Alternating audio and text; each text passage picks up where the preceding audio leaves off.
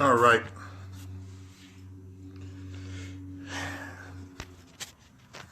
Good evening, everybody. Good evening. Good evening. Good evening. I'm waiting on my guest over here. Waiting on my brother. Waiting for me to get on here real quick. So, how y'all doing over here?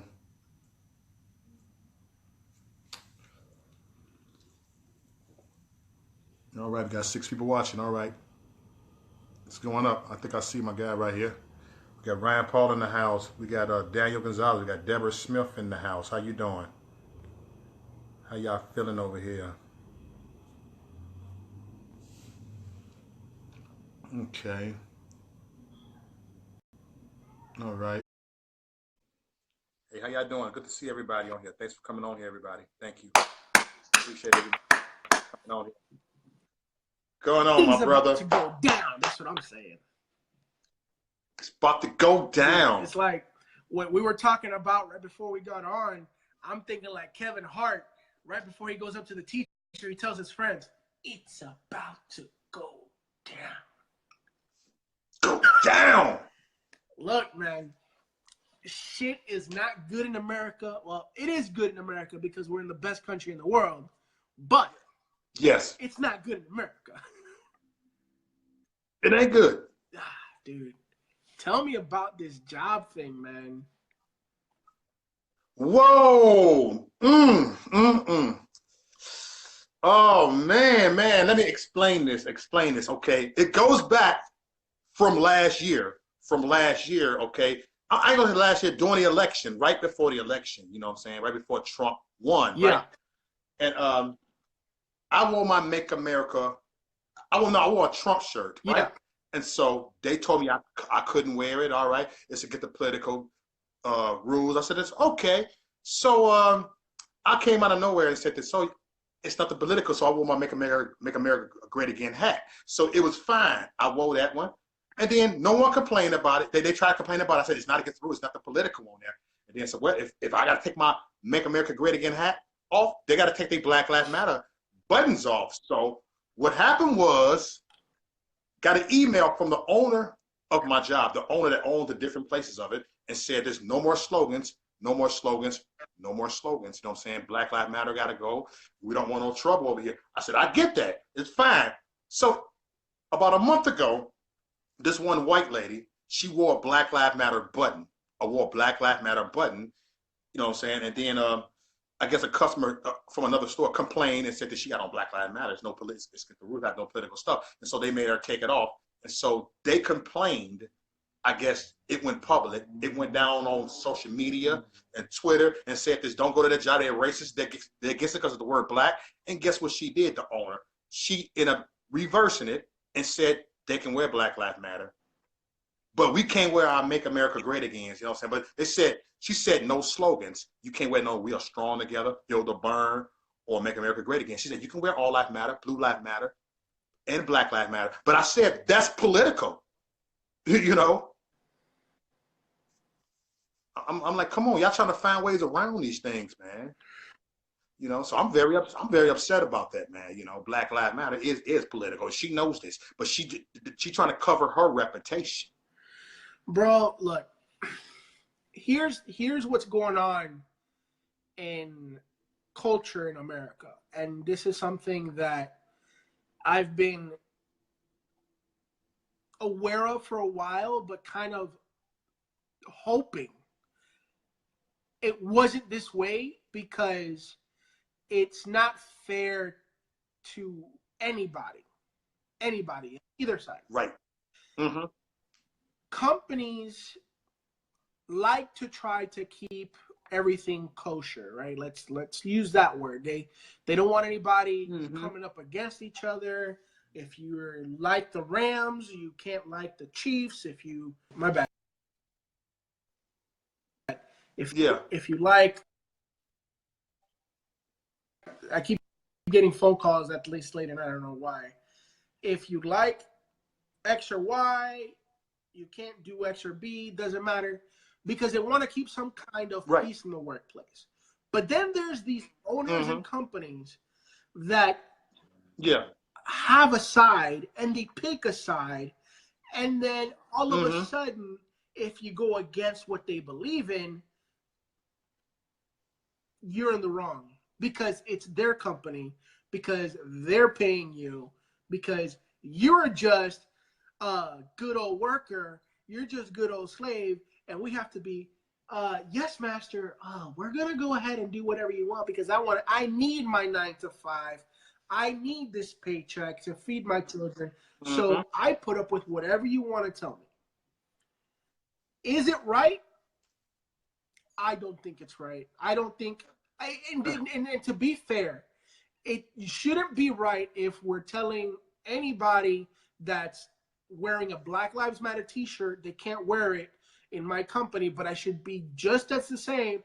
You wearing a Trump t-shirt or you wearing a Bush t-shirt or a Reagan t-shirt, you shouldn't wear it either because we're trying to keep, everybody friendly here. We don't need division amongst the workforce. That's what's fair. What's unfair is when and what's unfair is when companies, businesses start choosing winners and losers. Right. Kind of like what Facebook is doing. Yes. It's Facebook, Twitter, Instagram, anybody. That's what they're doing. Yep. They're picking winners and losers. They're saying, you want to be against Donald Trump, we're going to boost your post because we know that you're going to get a lot more engagement. You want to be for Hillary Clinton, we're going to boost your post. We're going to do this. You're picking winners and losers because you want to push some kind of narrative, a narrative that is false, a narrative that is unjust to the free speech, a narrative that is ridiculously unjust to any political movement. Doesn't matter if you're Black Lives Matter or Make America Great, because if you're picking winners and losers, you're telling people, hey, I want you to support this, not do your research and you choose who to support. Same thing that happens in Hollywood. Yep. They pick the winners and losers. They say, hey, we're going to put this Planned Parenthood t-shirt on this one guy who's on television every week and just have him make it look cool and hipster, but yet it's shooting a message into somebody's brain saying, oh, that t-shirt is cool. Right. What's that P stands for? Oh, that P stands for Planned Parenthood, which Planned Parenthood is the most murderous organization of all time. Yes. Or if somebody's wearing a LGBT flag, same thing. You're pushing a narrative. Yeah. You're pushing a narrative and picking winners and losers. And to me, when it comes to companies, when it comes to private entities, you should try to stay apolitical. And apolitical is don't pick a side. You could pick a side in your private life, but when in hours of business, it's apolitical, which means the only thing I want is your green, your money, your time. That's it. I don't need anything else. That's it. Wow, man. Yeah, I'm heated. I'm heated. You know what? It got to the point what I wanted to do is go ahead and back and wear my MAGA hat and do it. You know what I'm saying? If they fire me, I said, I promise you, I would get that on the news. I promise you. You know what I'm saying? I will sue y'all. Bro, it's do it. I say do it because at this point, I don't want you to lose your job. I don't want you to do that. But at the same time, there needs to be fairness in the workplace. Just like there should be fairness in a competition, right? There should be fairness in the workplace. If you're gonna play football, make sure everybody's clean. Nobody's on steroids. If you're in a fight, nobody's on steroids. Why are we gonna put that in the workplace? Why are we gonna put political slogans in the workplace when really we're here to provide whatever service that is? Now, there's exceptions to the rule. For example, like what me and you do is we're a media, we're activism, we push a narrative, we choose a side because we're not necessarily picking a winner, but we're choosing a side to represent and push and push information and awaken people to become more active. Because I don't know about you, I'm not getting paid for this. Right. I'm not getting paid for this. I'm doing this because I want to change my country for the better. I'm not necessarily trying to do more to pick a winner or loser. I want Donald Trump to succeed. So I do these videos. I write articles. I make videos. I do these things to further the thing. But if a medical company, if a t-shirt company, if a car company is telling me, well, we support Hillary Clinton or Donald Trump, I don't want to hear that shit from you. I don't. Because it's not the right arena. Know your audience. It's not the right way to go. Yep. It ain't, man. It just, man, it's not fair, man. I feel that workplace is no different than social media, man. They choose sides, man. You know, they'll flag us from telling the truth, but then when the left tell lies, they won't flag them. You know, like I look on YouTube, you got all these people that with these hate speech in their raps. You know what I'm saying? But I tried to flag a couple of them just to do a test on it. They wouldn't let that go. But I got flagged just from speaking the truth. I don't speak hate speech. I speak the truth. We speak the truth, you know. In modern day America, the truth is hate speech. Mm-hmm. You know, when somebody like yourself is stating truthful comments like, there is a rampant amount of poverty in the inner city that directly affects Black and Latinos, yet the government, and in this case, I'm talking about both sides of government, are not willing to do anything about it because they want to buy your vote instead of helping the community. Yep. That's what they want to do, is buy your vote, you know. Money is the root of all evil, right? Money is the root of all evil. And if we're gonna be biblically correct, it's the love of money that's the root of all evil. Mm-hmm. So I go back to this premise. If we're gonna look, companies can do whatever they want, and that's why it's called the marketplace. You choose as a consumer what you're going to do with your hard-earned money. But on the flip side, if me and you are working for a company and they're telling us we cannot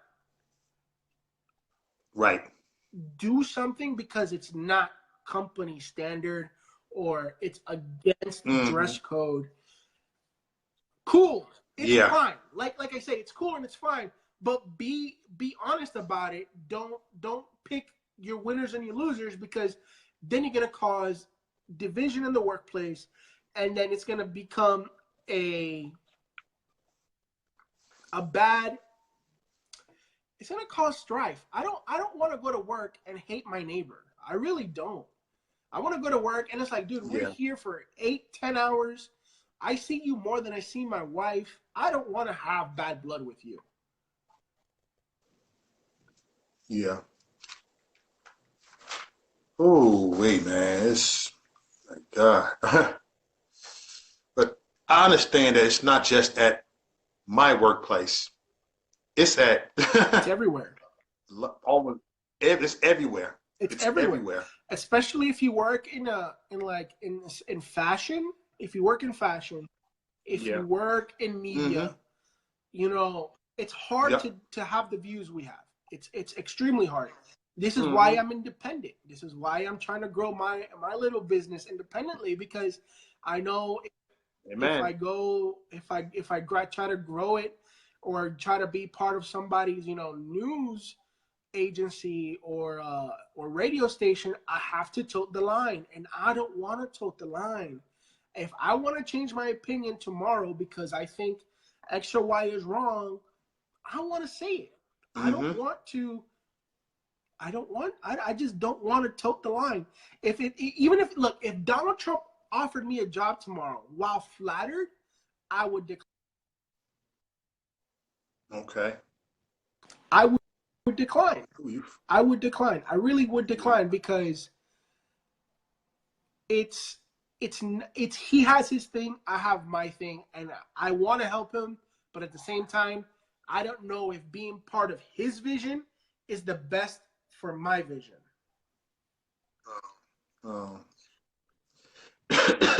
Yeah. I mean, what would you? Hey, we all got our own mind. What would you do if he offered you a job tomorrow? Would you take it, or would you be, nah, man, I'm doing my own thing? I'll take it. I'll take it. I take it. I'm just saying, you know, I take it. I look, you know what I'm saying? Hey, I want to keep it real to the whole world. Like, I take it, you know what I'm saying?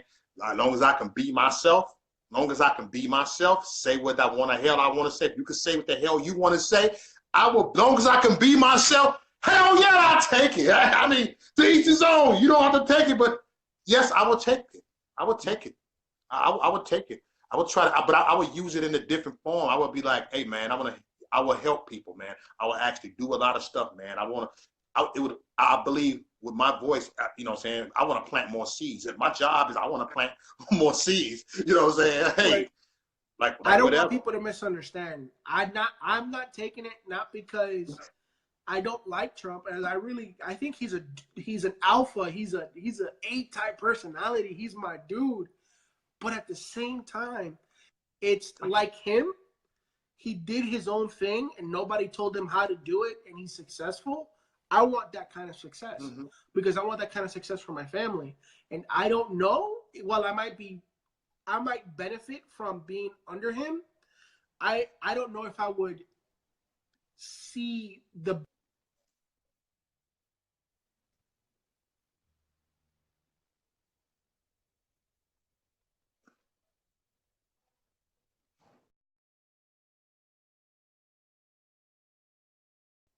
We got Zuck.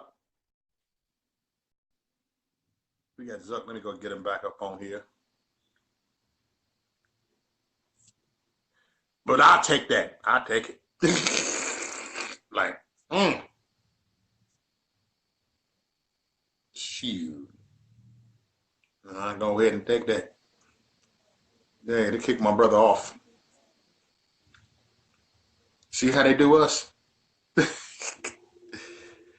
Yeah, he gone, man. I'm trying to add him back on here. Let me try this again. Hey, Jen. Hey, Marita. Hey, private message me because I want to talk to you. It says added. It must be his connection, you know. But yeah, man, my job, man. I'm telling you, these jobs are playing with you. They try to play with your mind. They try to play mind games with you. You know what I'm saying? But I encourage everybody, don't let these jobs play mind games with you. They don't let them play the mind game with you because they don't have power over us. I would not let them play mind games with me. They would not play mind games with me. And that's real talk. You know? Yeah, real. Yeah, we was only going to be here for 30 minutes. They cutting them off, man. Let me try this again. Let me try this again to my brother. Bring him back on here. They don't like the messages. They don't like real people. Sorry about that. That was my wife calling, and she disconnected us. So okay. You can blame. Don't blame that one on Zuckerberg. Blame that one on my wife. All right. Shame on you, his wife. No, man.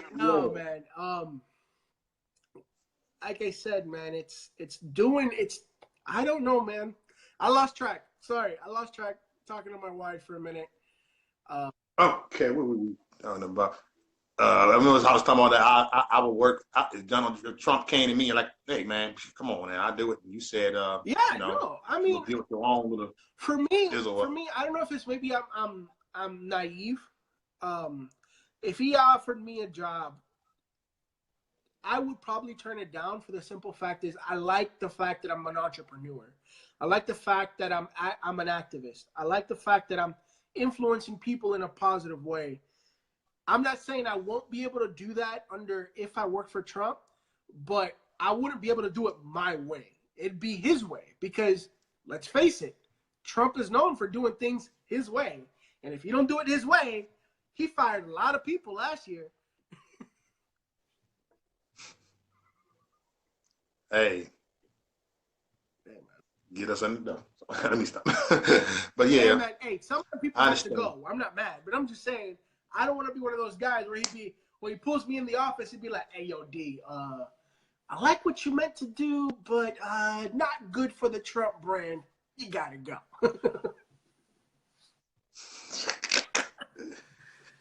Man, Teresa yeah, said she said man. it would feel like it was a call to duty. Yes and no. Sometimes a call to duty isn't your duty.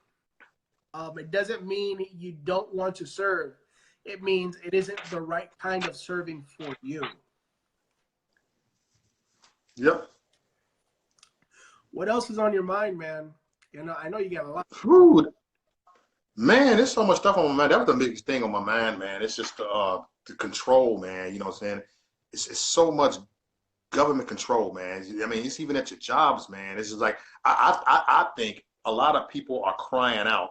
You know what I'm saying? They are crying out because they're not getting their way, man. Because they already ain't gotten their way because what our president is doing over there. So they're trying to find other little stuff to complain about. You know what I'm saying? They numbered a bunch of big babies. It's like you got a little baby that's inside a Toys R Us or some or a toy store, and then I want this, I want this, and then all of a sudden mama said, you can't have this. The baby fall out. The child fall out until you get their way. Hold on, you're going to embarrass me. You're going to embarrass me. You know what I'm saying? So they get up and give them that child's weight. You know what I'm saying? The same way they feel that's why I feel that our owner felt like that they was going to embarrass her and call her a racist, you know what I'm saying, and call her a narcissist, whatever, you know what I'm saying? And so didn't want to be embarrassed. That, okay, give them their way. Give them their way. They can wear the BLM, you know what I'm saying? And that's what they do. A lot of liberals cry out. A lot of the left, they scream out until they give their way. When I say they scream, they literally scream. Like, I want my way. I want my way. Yeah, right. I want my way. Resist. Yeah. I want my No. way. Oh, man. You know, that's what they do. They scream until they get their way. It's not just at the jobs. It's at other places. It's in the streets. They scream until they get their way. They scream until they get their food stamps. They free food stamp. They scream until they get that SSI check that they don't deserve. They scream until they get that disability check that they don't deserve. That other people should get it. They scream until they get their way. And how do we fix it? How do we fix it? Don't give them their way. That's what I say. Let's break that down a little bit. How do we start to fix it? Because break it down. How do we tell these people, right, that are abusing the system, that are welfare queens or kings, disability frauds? How do we start? Because there's a group of people that truly do need those things, and we're not going to take away from that, Yes. But how do we fight those fraudulent, thieving criminals that suck on America's taxpayer money? How do we fix it? Because there has to be a way to truly fix it and truly discourage and prosecute those people. Yes. But my thing is, no matter red or blue, it doesn't seem like nobody really cares on enforcing those laws. Because if you get, I think the penalty, last I checked, was minimum 10 years for frauduling the government out of money, right? Right. Why aren't there more people in jail? Instead of putting the guy who smokes a little weed in jail, why aren't we going out after the people who are stealing money from the government? Yeah. Why aren't we going after healthcare fraud or homing or Section 8 fraud? I'm not saying get rid of the programs. I'm saying prosecute the people who are abusing the program. Because, like I said, there's a section of the community of our communities that do need legitimate help. They've fallen on hard times. Yeah.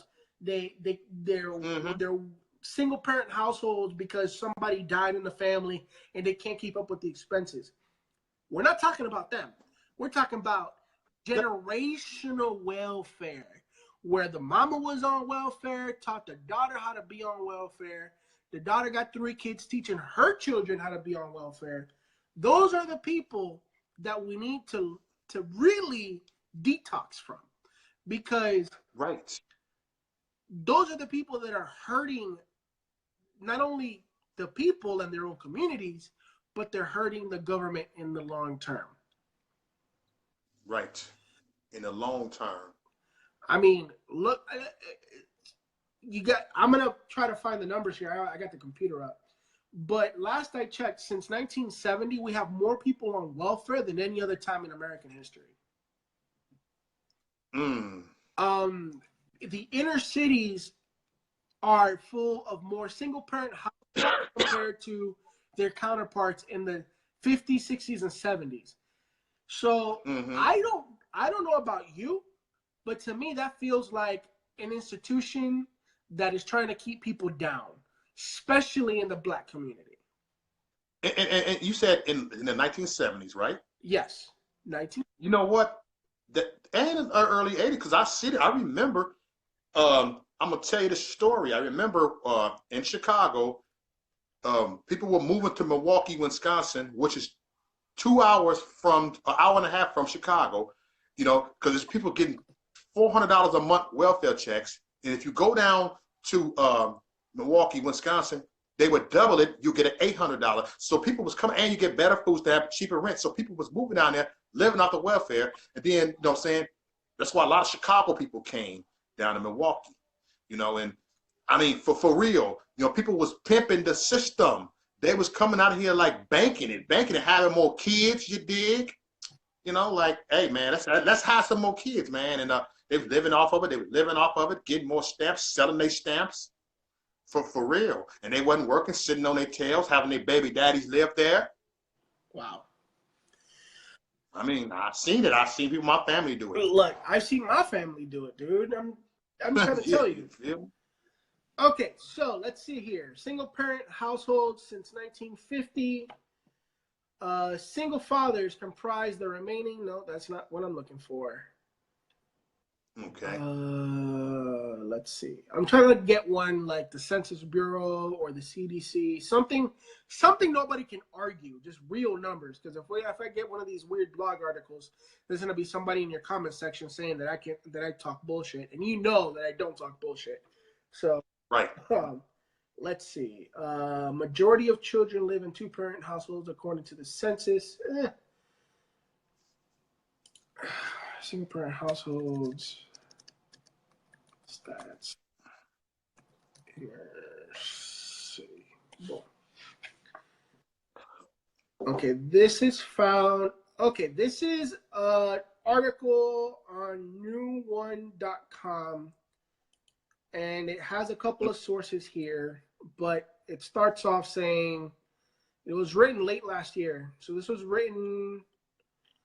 is an older article, but I think it'll hit the point. It was written April 27, 2011. So this is before all the Trump stuff. It says 72% of Black kids raised by single parent in 25% of all the U.S.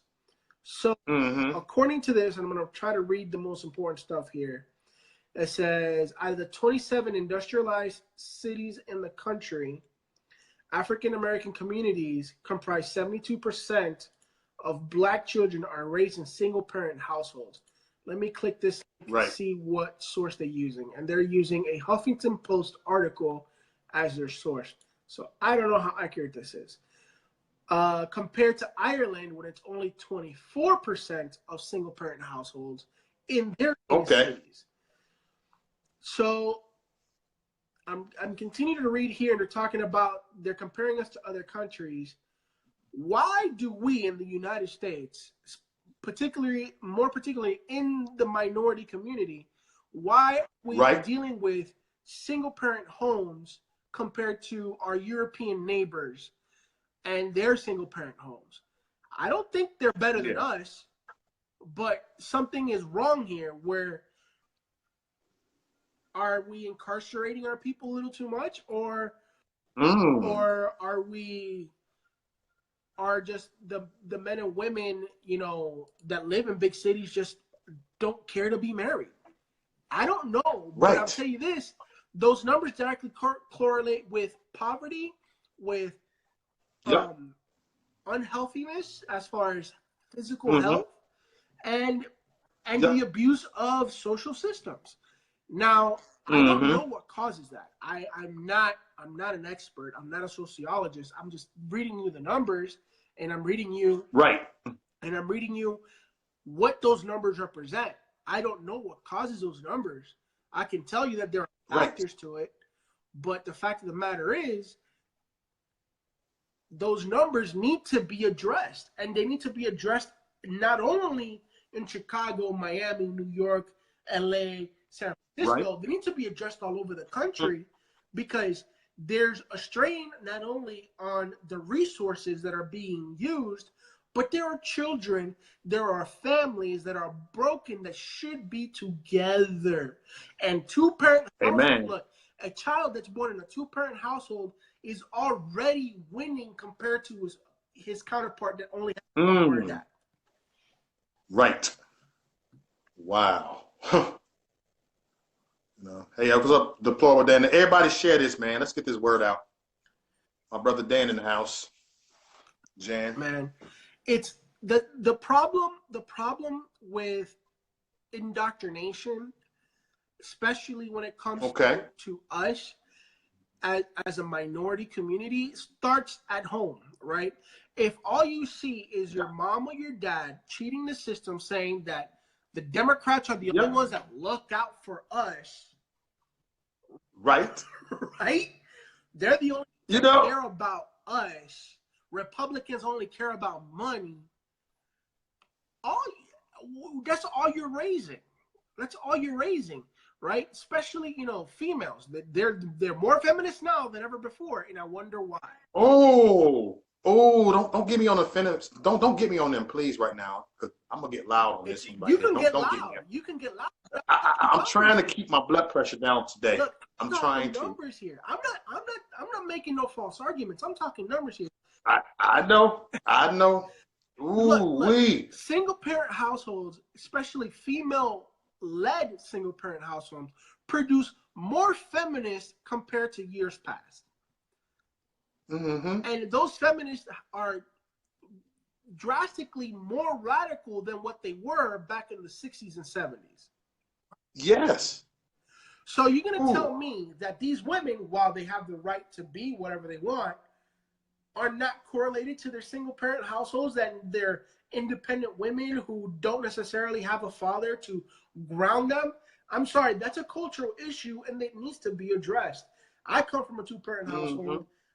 I'm lucky that way. I'm blessed to have a dad and a mom that kept me in check, right? But when it's one parent, male or female, with 2-3 kids, there's not it's an outnumber. You're outnumbering, and you don't discipline isn't the same.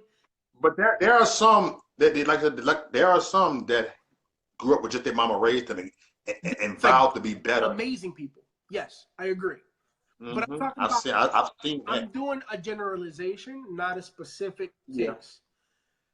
Right. You know, you look at the Hispanic and the Black community, every person, almost every person in jail, right? That's a Black or Hispanic, always says one of two things: my dad was never home.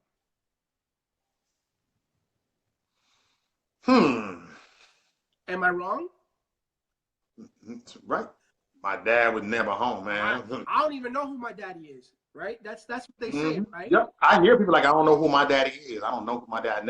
I know some people that's 40-some years old don't even know who their daddy is. Now, never even met their daddy. Now, you compare that group of people compared to their white counterparts, and this is, I'm not trying to be racial here. I'm just trying to state numbers, right?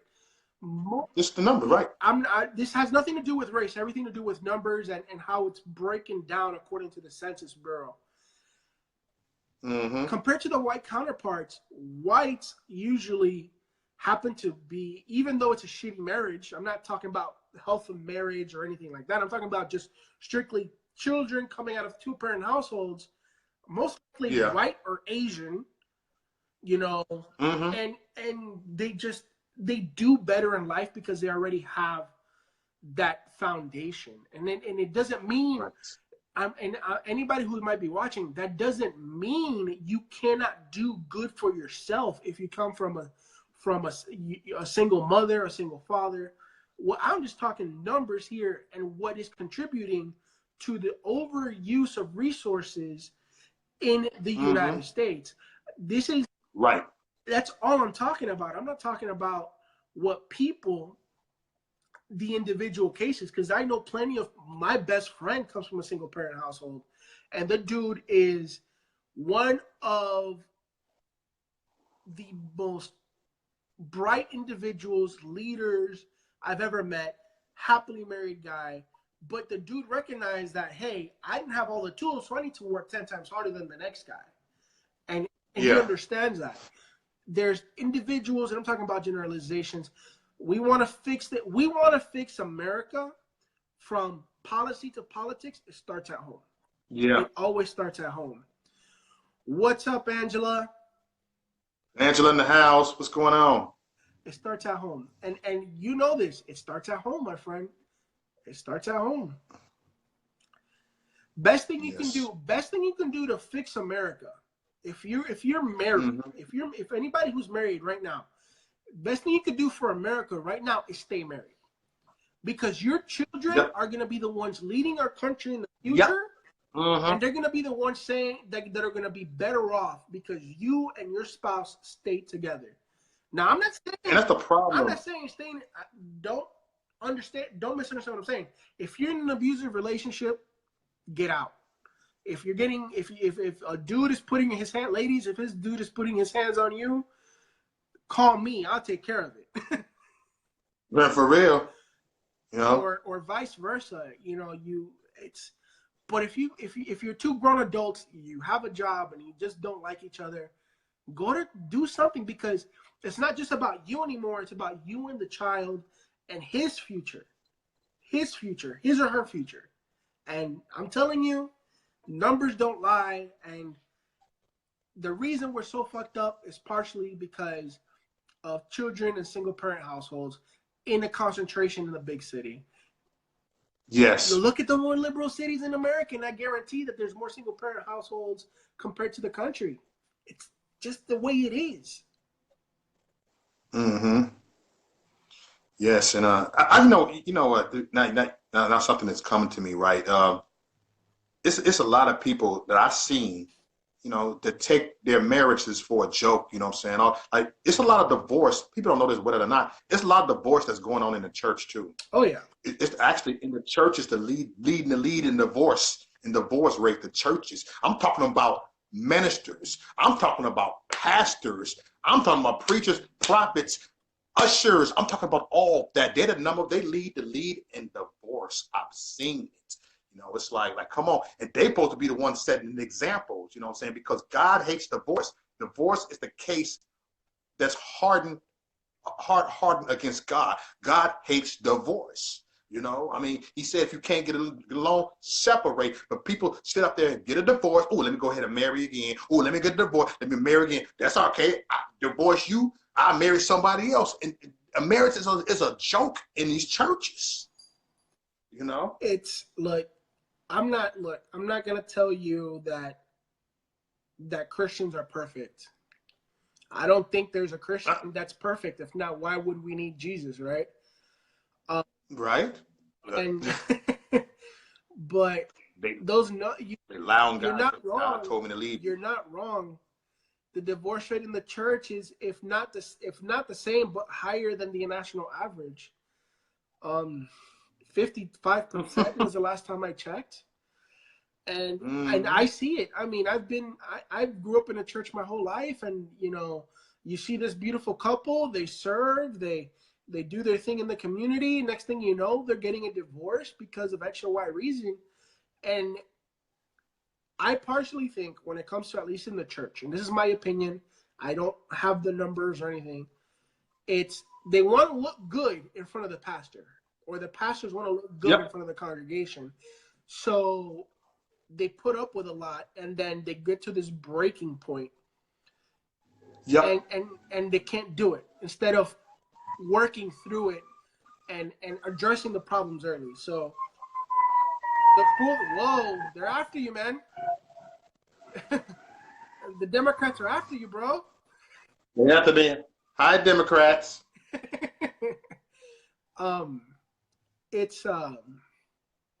It's crazy because while somebody like, you know, like that's not in positions like that, or that doesn't really care, you can have a successful relationship. You really can, but it's hard in today's world with social media, with everything, with social media, with putting up a face at church, being active in any sort of way. It puts a strain on your relationship. Yeah. I've been married for 2 years, and I'll tell you, in all honesty, and I'm kind of pulling back the curtain here, being an activist and doing the podcast has put a strain on my relationship with me and my wife. Now, me and my wife have a rule that after a certain time on our days off, we don't touch anything at all. You know, because I tell my wife every time we come to this point where we might have issues, right? I always tell her, if I have to choose between you and everything that I do, I'm choosing you. And she needs to know that I choose her no matter what. Amen. You know, doing all of this is extra. I want to be successful in activism. I want to be successful in my podcast. I want to be successful. But if that means losing my wife, I've chosen wrong, horribly wrong, because my wife is the biggest blessing I have from God. And if I'm gonna waste a blessing, it's not gonna be my wife. Right. It's not. Congratulations, Angela. Married 27 years. For the 28 in June. Congratulations, Andrew. Hey, that's what I'm talking about. You know, it's tough, man. It's tough because there's no good answers to fix the problems facing the United States. But there are little things we can start doing. And to me, as a married man, is stay married. Because I know my children will benefit from me staying married. Yes. My children will have a better chance to have a better job, to graduate high school, to graduate college, to be educated, to own a business, for the simple fact that I'm married. Because all of a sudden, they become part of this exclusive group of two-parent households. They just do. They just do. Yep. Man, I remember, 7 years, I was divorced 7 years ago. I was married for 14 years.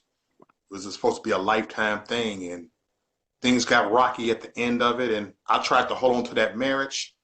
She walked out on me. It broke me down. I mean, broke me.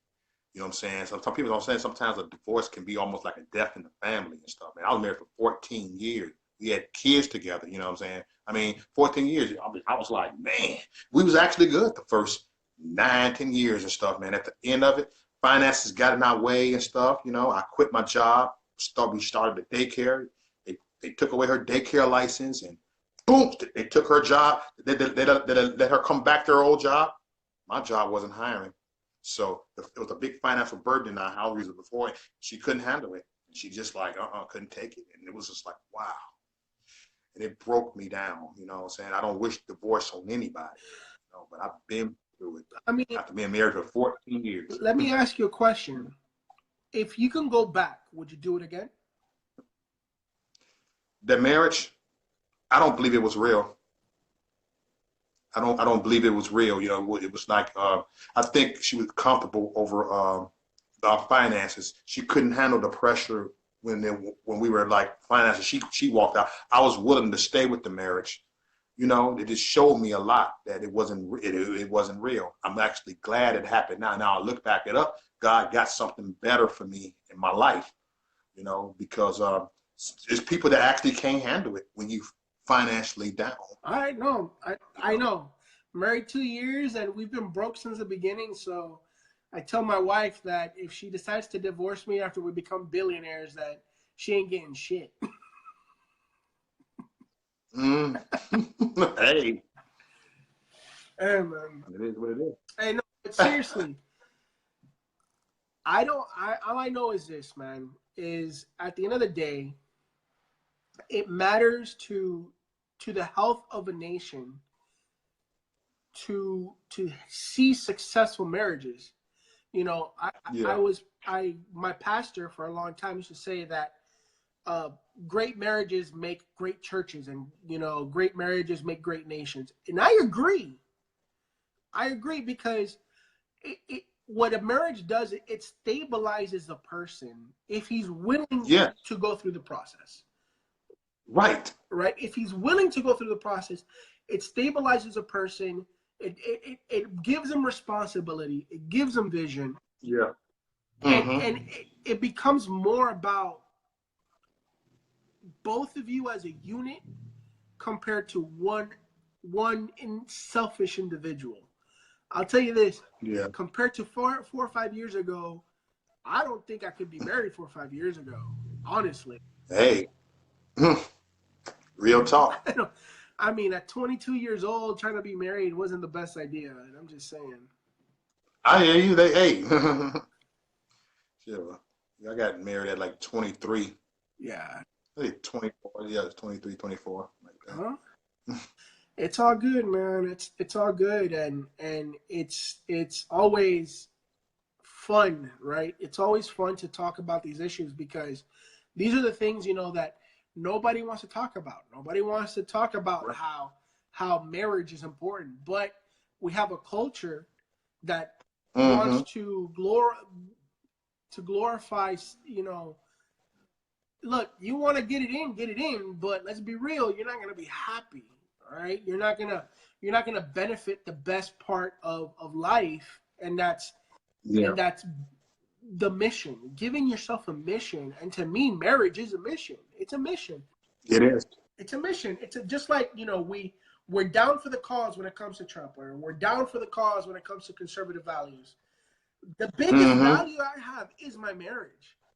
Honestly, beyond everything else, because the only person I sleep to every night that I know I have to be 100% honest with is my wife. Yep. Right. Is my wife. Hold on. Somebody said they got cancer here. Okay. My wife got her cancer 6 years into our marriage. She thought I was going to leave her over it. I said, our kidding me? We're still going to tolerate her. Amen. Dude, Amen, damn, brother. Praying for you guys, man. Seriously. Praying. Dude. But look, the culture in today's America, with social media, with Hollywood, telling us that to be single and promiscuous is the way to go. There's a Prager. Do you know who Dennis Prager is? Dennis Prager. Dennis Prager. He's a personality. He's a radio personality. Okay. Look him up on YouTube. He has a bunch of videos on issues called Prager University. He did one called Why Being Married is Cool.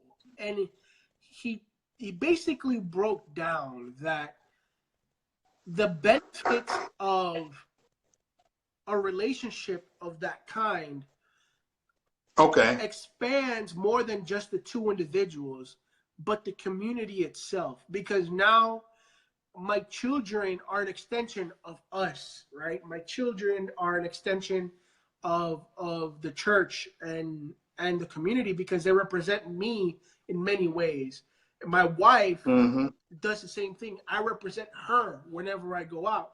So all of a sudden, it brings people together and gives people this sense of responsibility, of accountability.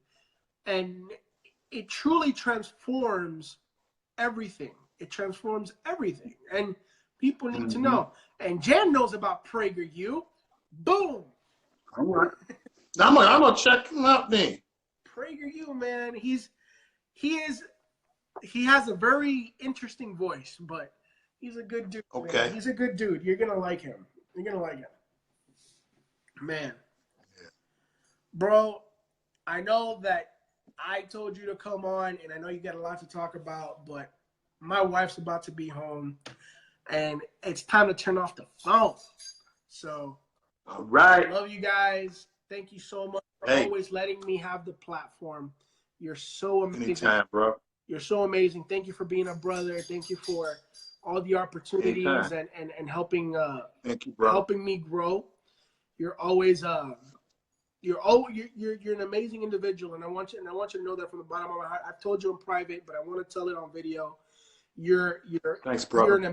You're a man of integrity, and I pray for nothing but your success, because thanks, my brother. People like you are what America needs right now, and I'm just glad to be part of the ride. I'm glad to talk to you about all the issues and all the things that are happening, but people like you that are not afraid to get mad, they're not afraid to show who you really are, is what America needs. It's what every person Appreciate needs. It. Everybody needs this. So, Mo, with all the love in the world, man, I love you. You're my brother. Love you too, brother. You do your thing, man, and I'm always going to support you. Whatever you need, you let me know. I'll figure it out. All right, man? Appreciate it, my brother. Good night, guys. I do this, man. Holla. Thank you for coming on, my brother. Hey, Tiny, good to see you. But everybody, like I always say, you know what I'm saying, keep on fighting, everybody. Always never give up, never give up. There is nothing impossible. There is nothing impossible. You know, there's nothing impossible. Everything is possible. Anything is possible. You just got to believe, you know what I'm saying? You just got to like, man, no, whatever you're going through, this too shall pass. This too shall pass. Whatever you're going through right now, this too shall pass. Whatever you're going through, we all going through something right now. I don't care who it is, whether you got money or you broke. We all are going through something right now. You know what I'm saying? Just know whatever you are going through right now, whatever we are going through right now, this too shall pass. Whether you having financial problems, this too shall pass. You know, whether you going through a broken marriage, this too shall pass. Whether you have cancer, this too shall pass. You know, whether your car ain't working, this too shall pass. Whether you lost your job, this too shall pass. Your time is coming. Everybody's time is coming. I'm going to tell you right now, your time is coming. You know what I'm saying? If you down in the dumps, your time is coming. You will prosper if you down in the dumps. You dig what I'm saying? If you are down in the dumps, you will prosper. Your time is coming. And just, I'm going to tell you about the haters, the people that ridicule you, that persecute you, that hate you. Their time is coming. I'm going to say that again. Our time is coming. Whatever we going through, you know what I'm saying? Things will be reversed. You know what I'm saying? Nothing lasts forever. Nothing lasts forever. Whether it's good or I'm telling you, whatever the evildoers are doing out there, their time is coming. You know, I used to always say, how come people that hurt people, they do this? It seems like they have a good life. It seems like they have a great life. Their time is coming. Our time is coming. Whatever we going through, our time is coming. Your time is coming. Whether you're doing good or you're doing bad, your time is coming.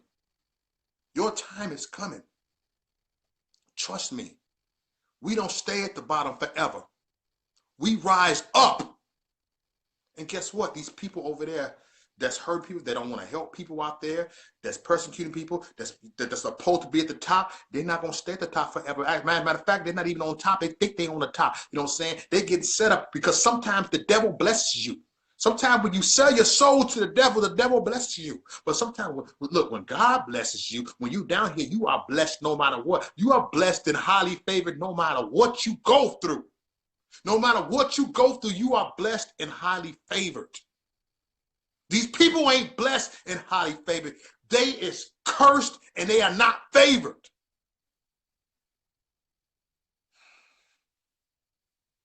I'm talking too fast right here.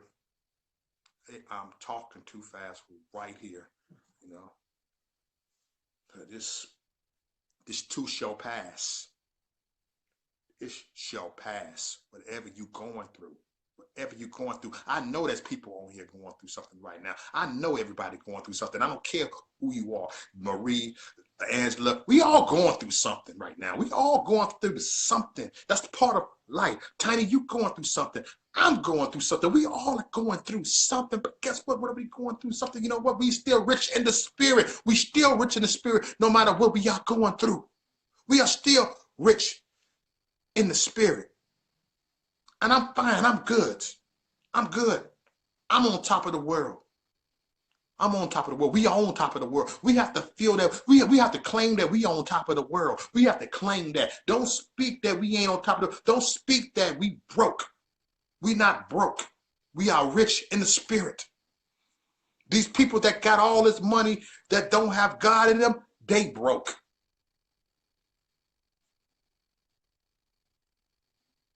You know. Oh, Maria Johnson, that's Flea. Hey, I didn't know that. You said Freckle Squad. Hey, Flea, how you doing? You changed your name. I didn't know that was you. You know what I'm saying? You said Freckle Squad. I said, dang, no, that ain't Flea. Somebody said Freckle Squad. You know. But we are rich in the spirit, y'all. We are rich in the spirit, and that's the honest truth, y'all. That's the honest truth. You know, God is working on me right now. You know, I'm going through, but I guess I'm coming back out. I'm good now. You know. And no matter what, like that one song by J. Moss said, no matter what we must do, we must praise. No matter what we must do, you know, and for real, we must praise. I didn't even see your comment. I was kind of like, man. But yeah, y'all, this is real, man. Things about to get real out here. That's why we have to be prepared, because while things are getting real out here, we got to be prepared. We got to be prepared because things are getting real out here. And that's the honest truth. Things are getting real out there, you know. Man, y'all, but I appreciate everybody for coming on here. I thank every single one of y'all for coming up on here. Not broken, just bent. Hey, but you still on top, Flea. You still on top. You still on top. You know. For real, God won't put that no more that you cannot bear. You know what I'm saying? You got this. We all got this. You know. It's part of life, but we got to press on things. We got to press on. He said folks want preaching and they want their ego message though. Yep. For real, for real. But we on top, y'all. We on top, you know. God is good all the time. Seriously, you know. Like I tell people, you know what I'm saying? I say it over and over and over again, you know what I'm saying? When you make mistakes, don't condemn yourself. That's the work that you can do, is condemn yourself. Know who you are in Christ. Know who you are in the Lord. Don't condemn yourself. Don't beat yourself up too much and that you fall down so much that you can't get back up. Don't condemn yourself. Whatever mistake you make, get back up and don't condemn yourself, because there ain't nothing but the enemy is trying to get you to condemn yourself. That's only the enemy that's trying to destroy you. That's the only the enemy that's trying to kill you. That's the only the enemy that don't want you around. That's the enemy that hates you, that wants you to hate yourself. That's the enemy. You know what I'm saying? The Lord wants you to love your neighbor as you love yourself. The Lord wants you to love yourself. The enemy wants you to hate your neighbor and hate yourself. He wants you to be hateful. Don't walk around hateful. Hateful give you, look, hate gives you health problems. Hate take a lot of energy. Hate take a lot of energy. It takes a lot of energy to hate. It takes a lot of strain on your body to hate. But to love, it don't take no energy. It just takes the spirit. Love do not stress you. It don't take a lot of energy to love. It don't take a lot of energy to love. But it takes so much energy. It drains your soul. It drains your spirit. It drains your body. Don't let hate drain your body. Love do not drain your body. Love, it drains the enemy. Love, it conquers the enemy. Love, it destroys the enemy. That's all you have to do, y'all. That's all you have to do is love, okay? All right, man. Y'all be blessed. Peace out. I said what I had to say, okay? Much love, everybody. Peace.